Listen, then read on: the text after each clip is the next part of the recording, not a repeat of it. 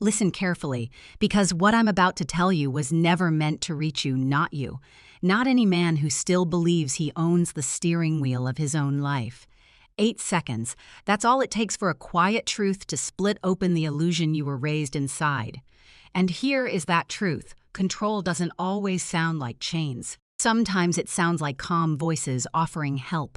Sometimes it sounds like parents sitting across from you with polite smiles as they attempt to redesign your life in their image. And sometimes it sounds like rent. I remember the exact moment the air shifted, the moment I realized my parents weren't offering guidance. They were testing obedience, a subtle experiment, a psychological trap wrapped in the language of family duty.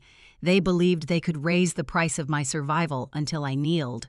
They believed I would fold the same way I had folded my entire childhood, quietly, predictably, without resistance. But something else happened. A fault line cracked.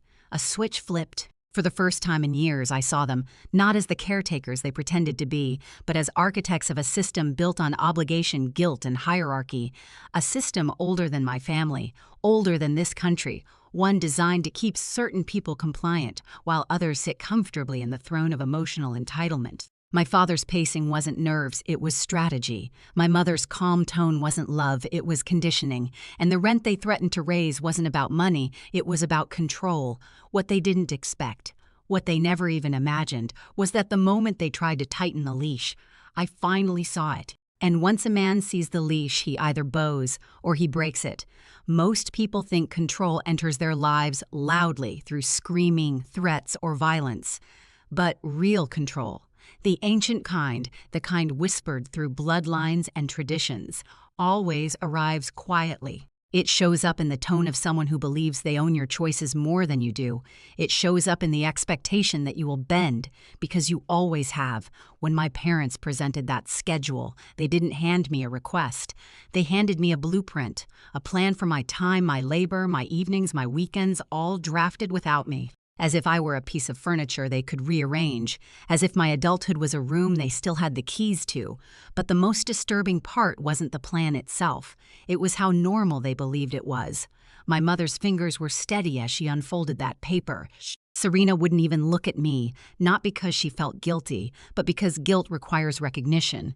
She didn't see me as someone who could say no. She saw me as infrastructure, a backup generator for her life, and that moment, that realization, was like stepping into a dark room and finally seeing the outlines of the machinery that had always been there. The gears of obligation, the pulleys of expectation, the invisible ropes tied around my identity since childhood. So when they said those words, "If you don't help, we'll raise your rent," it wasn't a threat, it was a confession, a slip of the mask, a glimpse of the hierarchy they'd been grooming me into all along. My parents believed they were dealing with the same compliant version of me they'd spent years shaping. They had no idea they were speaking to the version forged in silence, the version sharpened by distance, the version ready to burn the entire blueprint to the ground. But descent always begins quietly. And mine began with a single thought. What if I simply walked away? Walking away sounds simple, until the moment you realize the ground beneath you was never yours. That apartment, the quiet corner I thought I'd earned, wasn't a home. It was a leash disguised as shelter, a soft trap designed to keep me just comfortable enough to stay obedient. But the night I returned from that family meeting, something inside me stopped trembling and started calculating. I closed the door behind me, and the silence didn't feel like peace. It felt like a battlefield after the smoke clears. The moment you finally see the bodies, the strategy, the truth. My parents hadn't cornered me emotionally. They'd cornered me legally, financially, psychologically. They believed the walls around me were theirs to reshape. They believed the rent was a lever, and I was the weight they could pull into place. So I pulled out the lease, that forgotten document I'd signed years ago when I still thought trust could protect me. Line by line, I read it. And line by line, the illusion broke. They couldn't raise my rent immediately. They couldn't raise it by more than 10% a year. They needed 90 days written notice. Everything they said in that living room, a bluff. A weapon made of fear, not fact. That realization didn't ignite rage. It birthed something colder, a clarity that didn't shake, a clarity that planned. And as I opened my laptop searching for apartments, I understood something men rarely articulate, but always feel. Freedom doesn't arrive when the cage opens. Freedom arrives the moment you decide you're willing to leave. Within hours, I'd found listings. Within a day, I'd taken time off work. By midweek, I'd toured places far from their reach. And when I stepped into that industrial-style apartment, exposed brick, tall windows, a place with no fingerprints of my past, I felt something ancient inside me settle. I wasn't running. I was reclaiming. And halfway through this descent, I need you to type in the comments, twice I choose my own life. I choose my own life.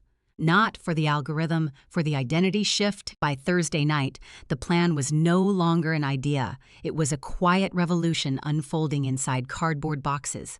I packed slowly, deliberately, like a man preparing for war without announcing it. Every folded sweater, every wrapped dish, every labeled carton felt like reclaiming territory in a battle I didn't start but would damn well finish. There is something almost ceremonial about packing your life in silence. It forces you to confront the truth. You were never meant to stay where you were shrinking. And I had been shrinking for years without realizing it, shrinking to fit the expectations of people who believed my independence was a phase, not a right. By Friday morning, I had the 60-day notice drafted. No emotion, no apologies, just fact, just truth, just the cold precision of someone done playing a rigged game. I mailed it. I packed the last of my things. I cleaned the apartment so thoroughly it looked like it had never been lived in, because if my parents wanted ammunition, they would find none. And when the movers finally loaded the final box and I placed the keys on the counter, I felt the quiet power of a man who had taken back his narrative. By the time they discovered the empty apartment, by the time panic replaced their confidence, I was already gone, sitting on the floor of my new place, surrounded by boxes and freedom. The calls started immediately, first 10, then 16, then 23 voice emails stacked like threats wearing the clothes of concern. But I didn't listen, and when the letter arrived at my workplace, a thinly veiled attempt to shame, pressure, and reassert control, I took it straight to Richard, the attorney who had watched men untangle themselves from far darker family webs. He read it, sighed, and said, "They're escalating, but they have nothing." And for the first time in years, I believed someone, but dissent wasn't over, not even close. Silence should have been the end of it. When Richard sent the formal response, crisp, precise, legally unshakable, I expected the storm to die. But people who rely on control don't let go quietly. They tighten their grip even when their hands are slipping. A week later, chaos found a new messenger, my Aunt Veronica. Her voice trembled with the mixture of curiosity and guilt people feel when they witness power shift and don't know where to stand. "They're losing it," she whispered. "Your mother is furious. Your father, I don't even know." I stayed silent, letting her fill the space with the truth they'd never say to my face. They hired a nanny. It's costing them real money. And there it was, the truth behind the mask. Not family, not family. Economics, but the dissent didn't stop there. 2 weeks later, Richard called me into his office with a look that told me the next chapter wouldn't be simple. "Your parents have requested mediation," he said. "They've hired counsel." Of course they had. People who can't control the narrative will always try to control the process. I could have refused. I could have skipped the circus and let the silence speak for itself. But part of me wanted the truth carved into an official room, with witnesses, with paperwork, with no shadows for them to hide in. The mediation room was cold, modern, and sterile, the perfect stage for old wounds to show their true shape. I arrived early, dressed in a dark navy suit that felt like armor. Across the table, my parents sat stiffly beside their attorney, pretending dignity wasn't slipping through their fingers. My father spoke first, trying to frame the situation as a misunderstanding. My mother softened her voice, trying to paint themselves as victims of my distance. But you can't outmaneuver someone who has finally seen the architecture of manipulation. I waited silent, letting them construct their version, letting them feel confident. Then I dismantled it. When it was finally my turn to speak, I didn't raise my voice. I didn't argue. I didn't defend. I simply told the truth, the kind spoken with such precision that every lie in the room began to suffocate. "You didn't ask me to help," I said. "You informed me of my new role. You handed me a schedule like I was a household appliance. And when I questioned it, you leveraged rent, the roof I paid for, as a weapon." Their attorney shifted uncomfortably. My father's jaw flexed. My mother's fingers tightened around the pen she wasn't even using. I continued. You hid coercion behind words like responsibility. You hid entitlement behind tradition. You hid ownership behind the illusion of family. Silence thickened, not fragile but heavy, like a slab dropped onto the table. Their lawyer attempted a rescue. My clients regret how their words came across. No, I cut in. Their words came across exactly as intended. They believed they could control me, and when control failed, they believed they could raise the cost of my freedom. The mediator looked at them, waiting. But people who rely on dominance fall apart when confronted with someone who no longer fears them. My mother finally broke. "You abandoned us," she snapped. "No," I said softly. "I stopped abandoning myself." My father leaned forward, anger bleeding through his composure. "We offered you affordable housing. And in return," I replied, "you expected access to my time, my labor, my evenings, my weekends. You expected ownership of me, disguised as generosity." For a moment, neither spoke. The illusion cracked, not loudly, but undeniably. A lifetime of unwritten rules collapsed between us. Richard slid a folder across the table, documented calls, screenshots, legal restrictions on rent increases, the lease, my notice, every threat preserved on paper. "This," he said calmly, "is the record." And suddenly, they weren't parents negotiating, they were people facing the truth of their own design. But the dissent, the real dissent, came after that room. After the mediation, I walked out into the cold November air and felt something most men never feel in a lifetime: the weight of true agency, not the fleeting thrill of rebellion, not the temporary rush of defiance, but the solid, unshakable knowledge that no one, no system, no hierarchy could dictate the terms of my life again. They had tried to leverage rent, obligation, guilt. Everything they believed could bend me, and in every instance, their tools of control had failed. Not because they were weak, but because I finally recognized the machinery behind their power, the gears, the pulleys, the strings they'd pulled since childhood. And once you see the machinery, you are no longer prey.